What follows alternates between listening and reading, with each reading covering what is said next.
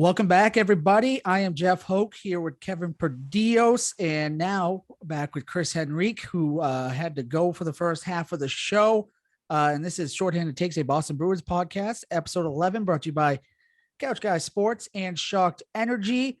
Go head over to shockedenergy.com and use the promo code CGSN today for 10% off your order. And that's CGSN, 10% off your order. Okay, back to what we were talking about, though. Before the break, Kevin and I, Chris, were talking about a whole plethora of stuff.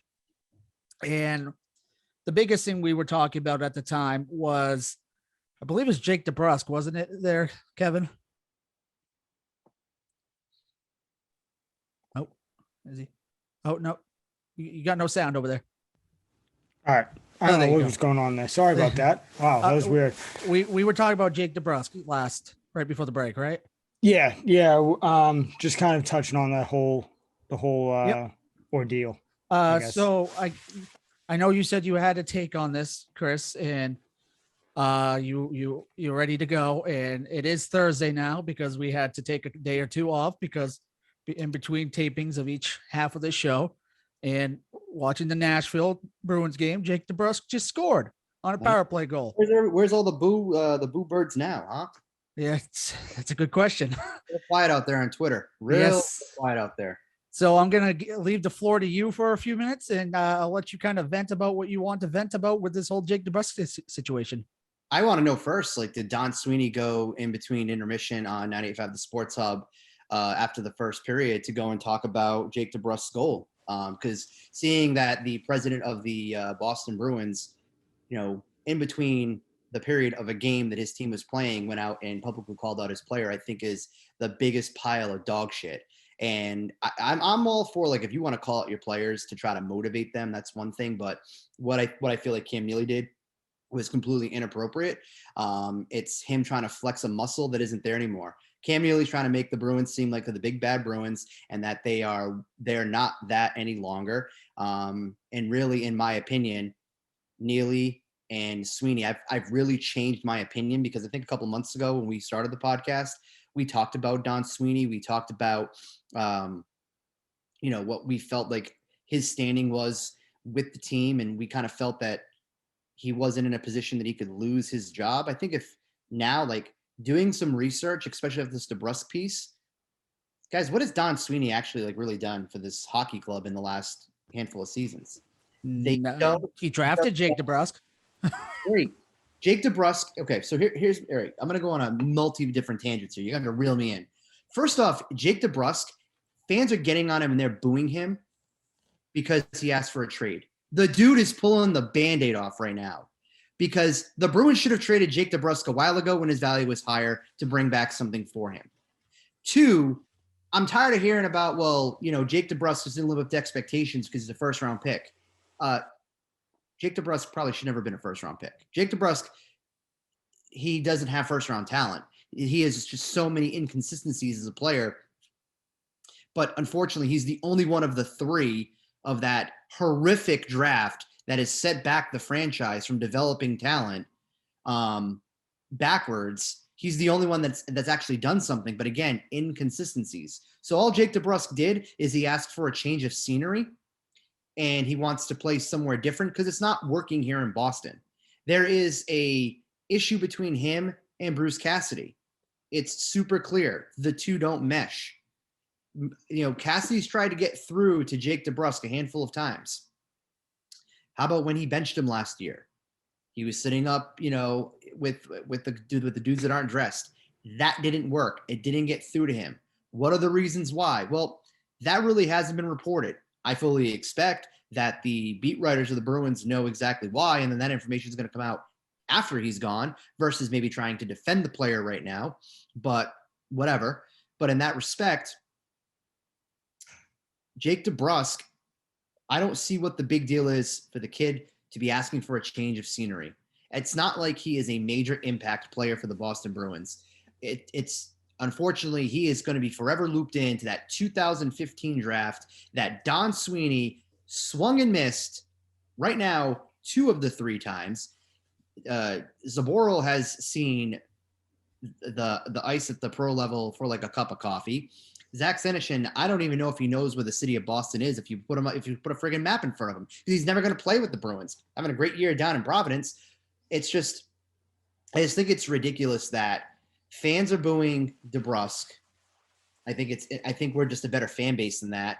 But my last year of really just creating content is making me change my mind on that. I think we're the most spoiled fan base on the fucking planet right now, if I can just go ahead and say that, because nothing is ever good enough to the Boston sports fan. And I don't care if they don't like that or not, because it's not. Nothing is good enough. But whatever. And then on top of that, now the president of the Bruins goes and drags his player in the middle of the game that they're playing in. Like, I have no use for Cam Neely any longer. Like, if I'm a Bruins player and I'm in that locker room, and I know at any point that I screw up, there's a difference between, hey, being called out to motivate, and then the president of the hockey team is going to go on the flagship show of the city of Boston that covers the game and is going to drag Jake Debrusk. Like, there needs to be a change. There won't be a change. The person that's going to change is probably going to end up being Bruce Cassidy if this team ends up ultimately going sideways. So let's dive a little bit deeper into it before I get to my question, which is kind of null now because everything going on right now. So Kevin, I'll ask you. And like I said, it's Thursday now, 2 days later from when you and I recorded the first half of this podcast. Joe Haggerty of I don't even know what it can't remember what he writes for, but Boston Sports Now. Boston Hockey Now. Boston Hockey Now. It's a great website. I love reading that. I usually read something from there like every other day. Great content. So he got into it. Well, I wouldn't say got into it, but he had a discussion with Jake Debrusk's mother on Twitter, and it caused a massive uproar within the Boston Bruins Twitter community, and obviously everyone being on Jake Debrusk's side, talking about the fact that, Debrusk decided to defer any questions they had, reporters had about the trade request, pretty much to his teammates and his coaches. What is your take on that? And, I don't know Joe Haggerty enough to really, and I don't read his stuff enough to really know what this means for him, but what's your take on this whole situation? Yeah, I think when we first talked in the group chat that, Debrusk kind of was like, yeah, you can ask my teammates and coaches about that. I'm not going to talk about it. I don't know. I'm neutral on it. I'm kind of like, dude, at the end of the day, take the high road, and all you have to do is just sit in front of the media and be like, yeah, just reiterate what your teammates said, because all your teammates have had your back. Your coaches, for the most part, have had your back, and they kind of said what a great locker room guy you are, what a great teammate you are, and they all understood, and they all had your back. So all you really need to do is sit there and say the same exact thing, and just be like, yeah, I need to change the scenery or whatever. Whatever you want to say, you just got to sit there and unfortunately you have to take it. And kind of what Chris said, Debrusk didn't put himself in this situation. As much as you want to boo the guy, wrongly so, he didn't cause this situation. At the end of the day, what caused this situation was the Bruins' inability to draft and the Bruins' inability to establish a solid second line. This is no one else's fault but the Bruins. Don't boo Debrusk. He didn't create this issue. You did. Look yourself in the mirror and figure it the fuck out real quick. All right? Bottom line. Jake Debrusk, like we said earlier, is, maybe a second line, third line guy. Maybe. Right? And we are so spoiled, like Chris said, as a fan base, that we hold, if you peak, right? If you have a breakout season where he had whatever it was, 30 goals, 29 goals, now all of a sudden if you don't give us that, we hate you. Like we crucify you. And it's like, dude, no. Jackie Bradley Jr. hit 30 home runs one year. You think that dude was going to do it again? That guy just hit 163 or whatever the hell it was. He can't hit water if he fell out of a boat. All right.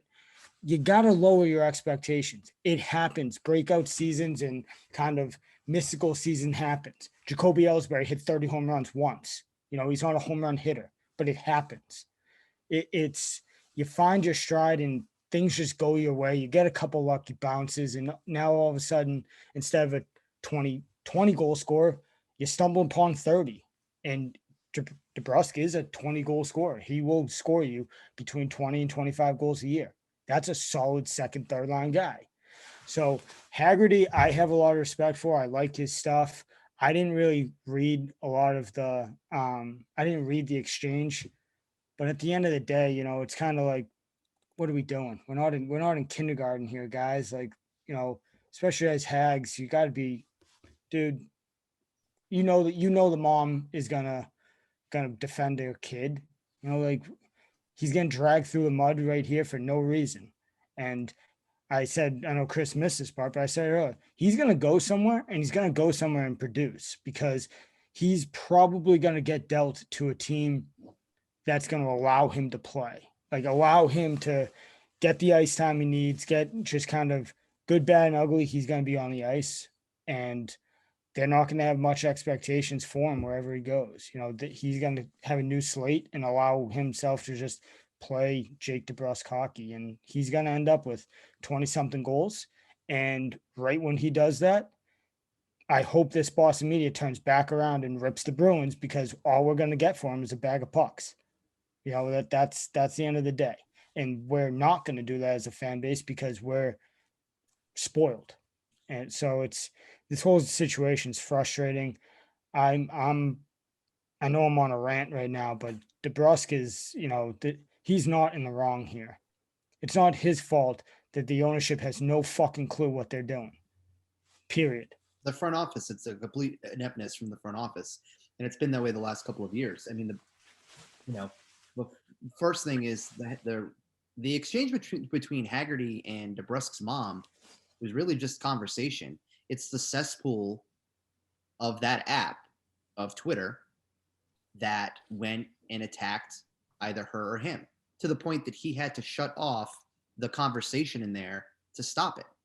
He wrote an article on Boston Hockey Now today about that you cannot just have a conversation without it turning into people getting nasty and just starting just swearing and just saying some shitty things. Like, that's part of the reason why I don't generally interact with a lot of people when I post a lot of this stuff, because if you go and try to have a conversation, it always goes 0 to 10 within one tweet, and it's just not worth it. And it's shitty, because I think there is a major portion of the fan base that just wants to have a conversation about sports, about their teams, and you can't, especially on social media, because we have the politics mindset where your opinion is always going to trump the other person's opinion, and it needs to be dealt with being an absolute dick turd. Like, I don't know. Now, as for like the Bruins, Sweeney, there needs to be accountability here. Like, when does Sweeney get on the actual hot seat? Going back, looking at his drafts, he's literally the Bruins have drafted 8 players in the first round under Don Sweeney. Zaboral, Debrusk, McAvoy, and Frederick are the only players that have seen time with the Bruins. McAvoy is the only player of that group that's a first-round pick that is a franchise-altering player. Just McAvoy. Zaboral has literally, I think it's under 14 games. Trent Frederick, the fan base has anointed Trent Frederick as something that he is not just yet. Again, same player, can't sniff the ice. Why is that? Why is that? Are you going to tell me that Trent Frederick is not better and or could do a better job than Eric Holla, who absolutely has been that dude has been terrible since training camp? Instead, what the Bruins have done is what the fan base wants the Red Sox to do. Go and just spend money like this, like we're at the strip club and we're just throwing out the bills at all of these high-priced players. Yep. What has that gotten the Boston Bruins? They have not won a cup under Don Sweeney. And it's so hard to pay these, like when like you're saying, so hard to find these really, really, really good players that are out on the market come free agency. You're not going to get a superstar player like everyone wants. That's not what.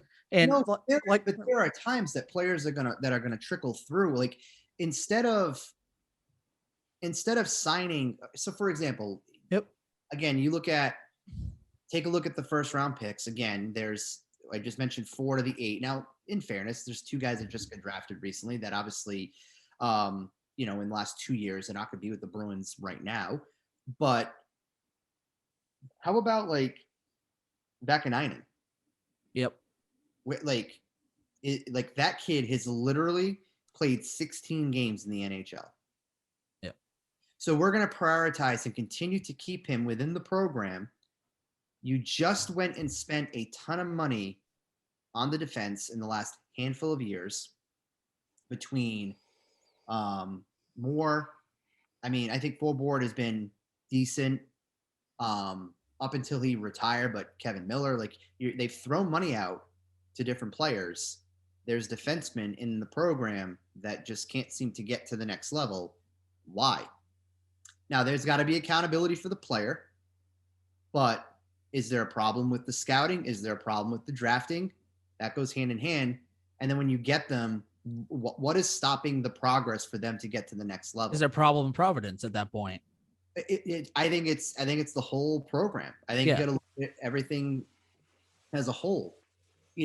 For example, now maybe instead of spending, again, looking at their draft picks over the last handful of years, maybe instead of spending the picks on the 2 players that we have not seen and we won't see up here, and a 2 and a 4, and you use that as towards a restricted free agent. If you're going to spend the money, then why not just take those assets and get and I don't have a player ready to be named. That's just kind of coming to me right now. Yeah.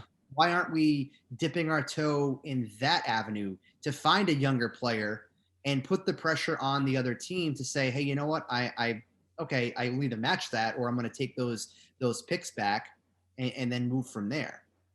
I feel like they have mismanaged the cap with the players that they've had the last couple of years, but they're competitive every year, but we're not seeing that turn in anything.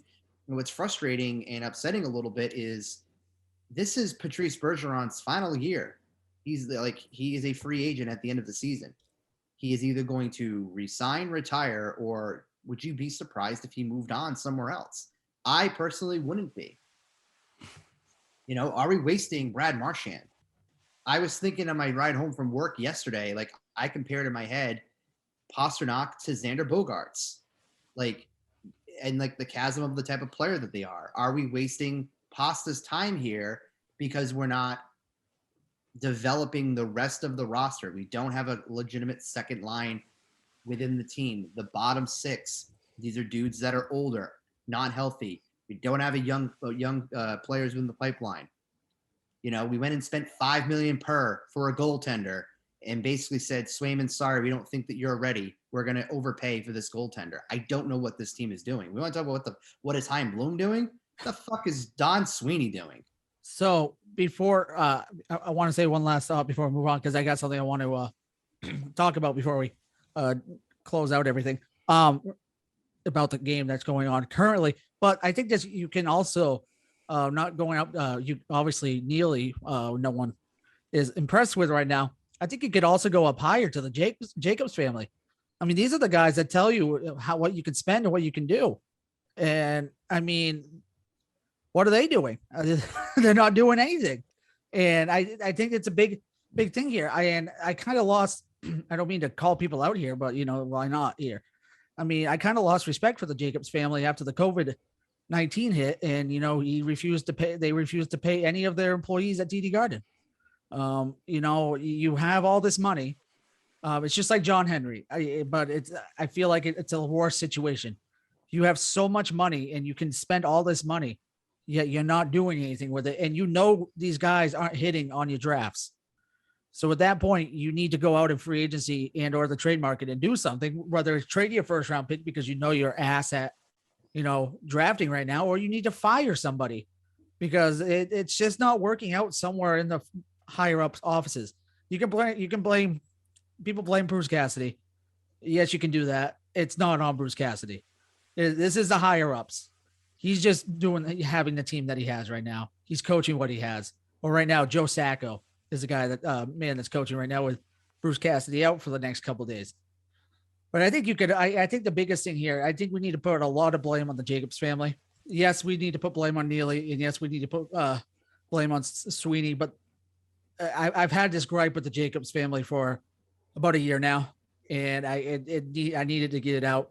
And I think they're a big reason why the Bruins itself is so cap strap driven right now.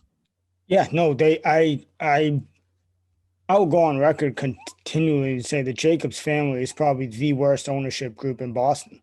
They are just, I have no respect for them. And I think with how they handle the COVID situation alone perfectly describes how they are.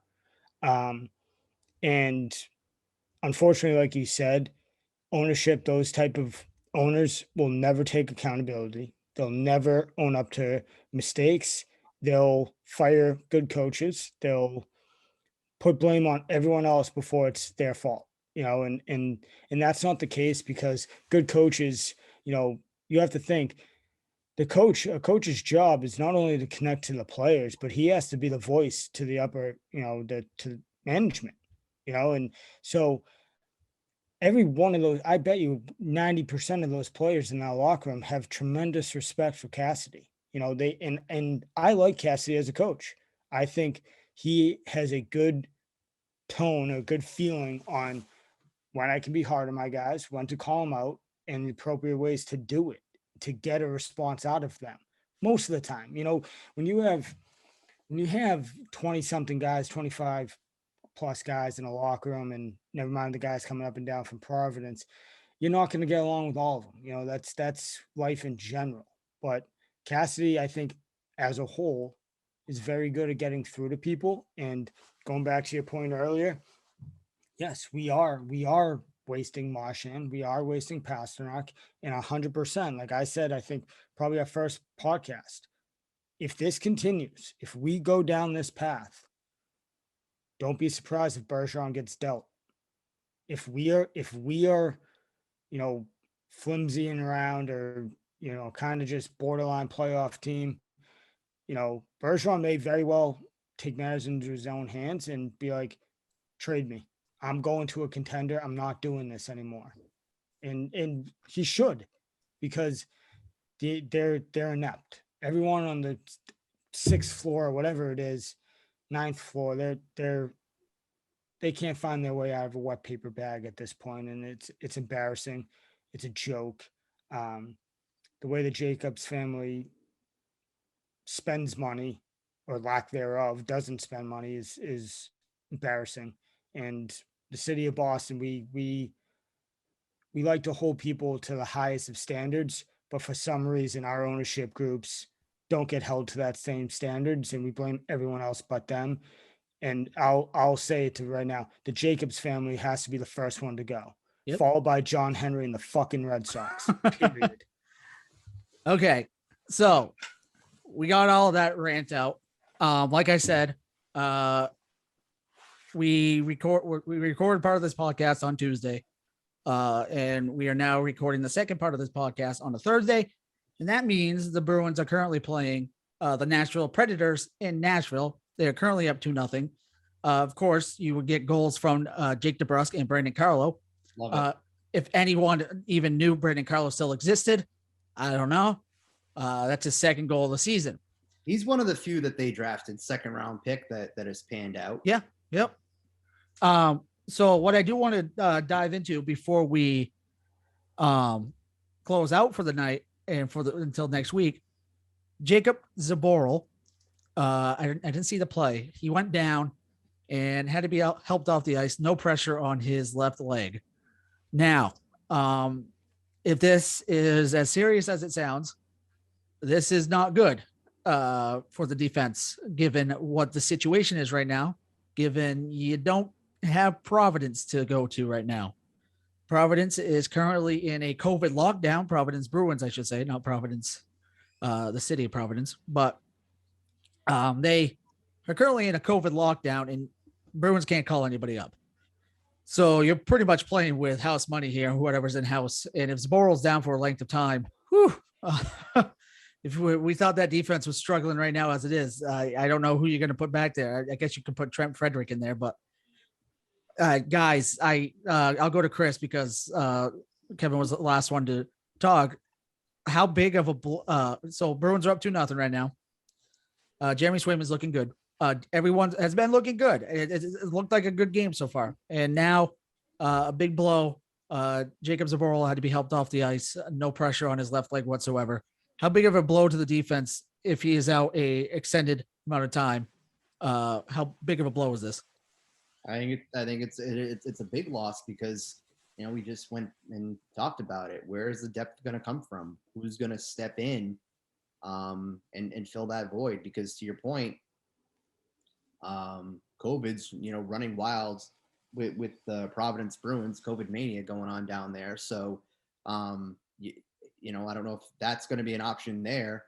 So in the short term, it's a big deal. I think once you get out of the COVID protocol and you can get maybe a guy or two from the P Bruins up, great. But no, he comes back a 9. I would literally shit myself if they brought him up. And he has. We've only heard about this kid now since 2017. Yeah. You know what I mean?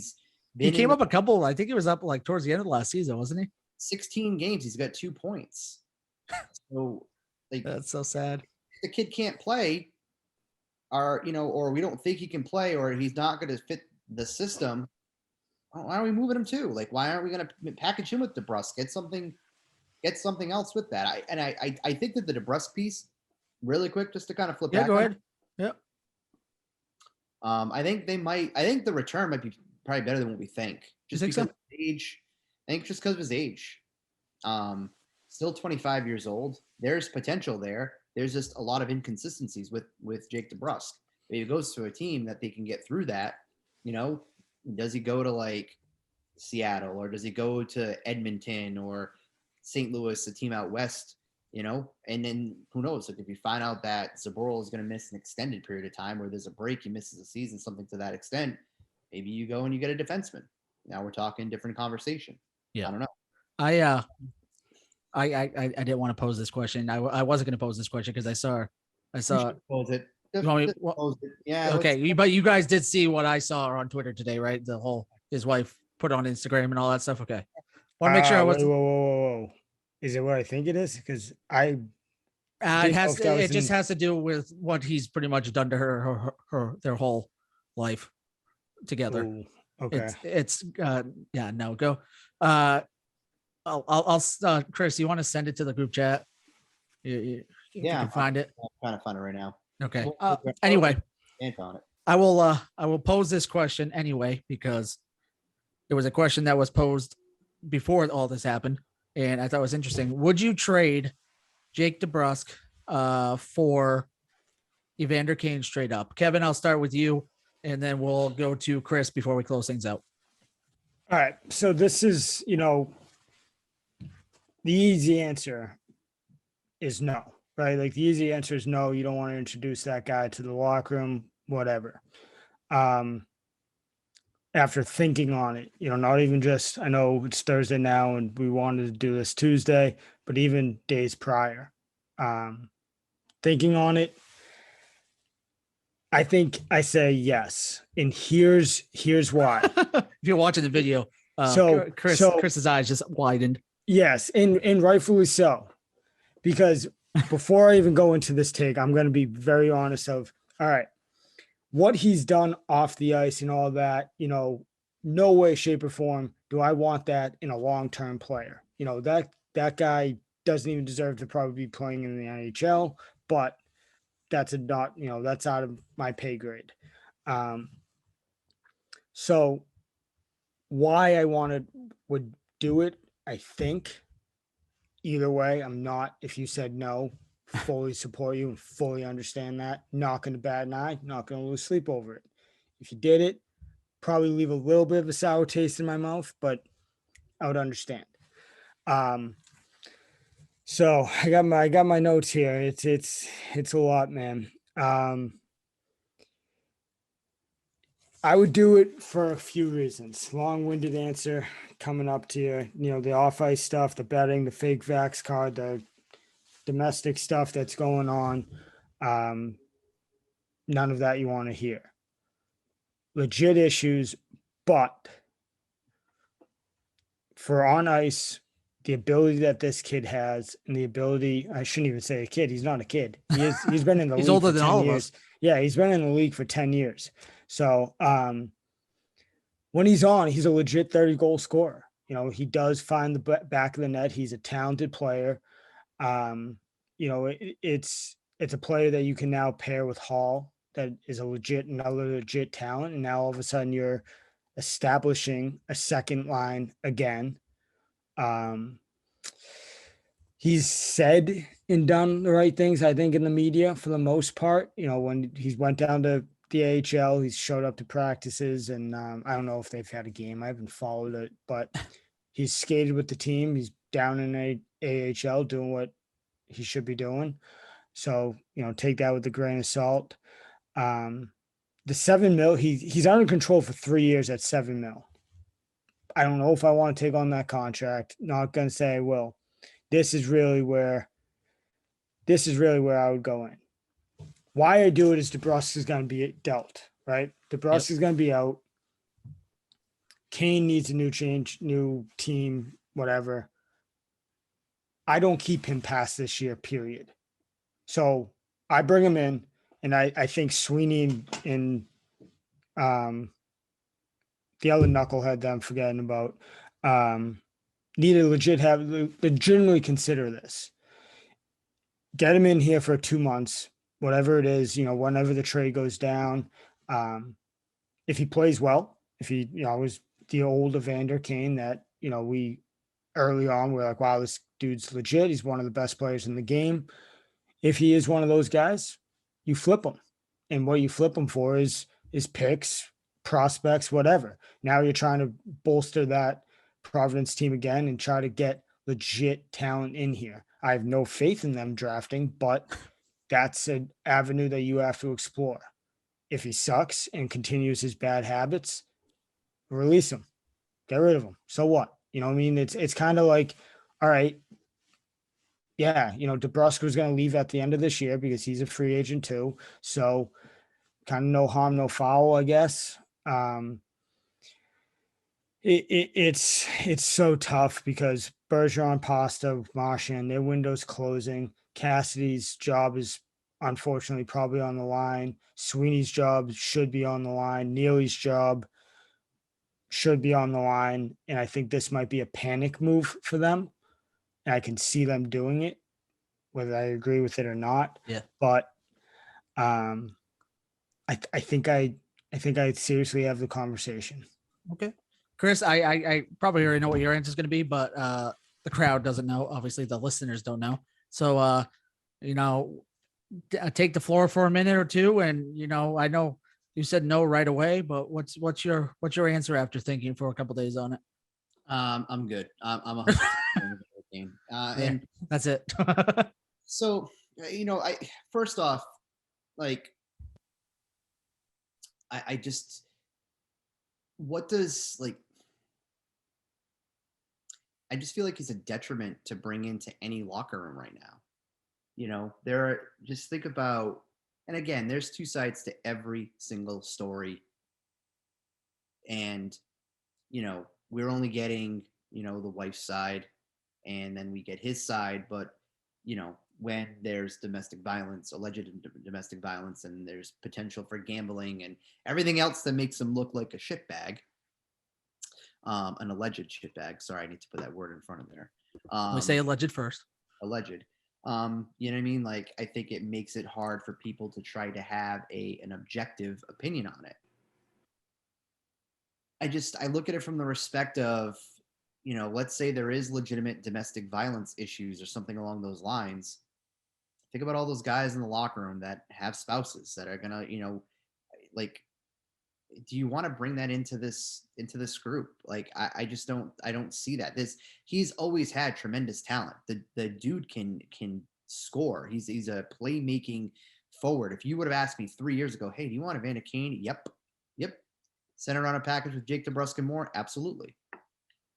I don't, he's not going to the Patriots where it's a Bill Belichick environment and you can rehabilitate that type of player and move forward. I just don't see the benefit. I don't see the upside. I don't see, like, if I'm going to trade Debrusk, I want to have something back that is going to give them some long-term upside. I don't see that with Evander Kane. Evander Kane, didn't he, we wasn't on that same team. No, he was the Sharks last year, wasn't he? He wasn't with the Sabres with Paul. No, he was never. He's been on the Sharks forever. I'm pretty sure. He was with the Sabres for like a cup of coffee. He might have been, but I know he's been with the Sabres the last couple of years. The Sharks the last couple of years. For me, I'm just really the opposite. I just don't really want to entertain that from a content standpoint, from watching and listening to sports talk radio, that'll bring conversation. It's something to talk about. I just don't see the benefit to bring in Evander Kane. I just think there's too much baggage. It's just, I don't see they have so many other issues to attack, I'd rather them go and improve the defense, or hell, I'm not even in a rush to trade Jake Debrusk. It's because you want to be traded. I mean, you got to trade him. Yeah. And he's got to play anyway. I mean, it's not like you can. Free agent too, by the way, he's restricted. You can honestly let him keep playing and build up his stock even more until you're ready to trade him. You can 100% do that, or you can ride it out and say, sorry, Jake, I know you want to be traded, but I want to work Monday through Friday, 9 to 5. And it isn't going to happen right now. So sorry, dude, you're going to stay here. By the way, you're restricted. So if someone else signs you, oh, by the way, I can match that. Just throwing that out there too, So I don't know. I'm not going to entertain Evander Kane. I just don't see the benefit for him right now. Yep. Again, two sides to every story. I'm sure there is a lot to that obviously we don't know. And I don't even want to get involved with that because it's not my life, not my situation. But based off of what we know, I just don't want to bring that into that locker room. It already seems, I'm not saying it's combustible whatsoever, but I just don't see Evander Kane putting the Bruins over the top. Yep. He's not the same player right now. If he had his shit together, I would be all about it. If I'm playing NHL, on PS4 because I can't find a PS5, then that's another story for another day. I'm bringing in, I don't mind bringing in Evander Kane that way, but I'm all set beyond that. So, really quick, we're going to close it out. Obviously, we got to close it out with our hot takes. It is Thursday now. There's only one game now between now and our next show. So, obviously, Bruins are still up 2-0 right now in the second.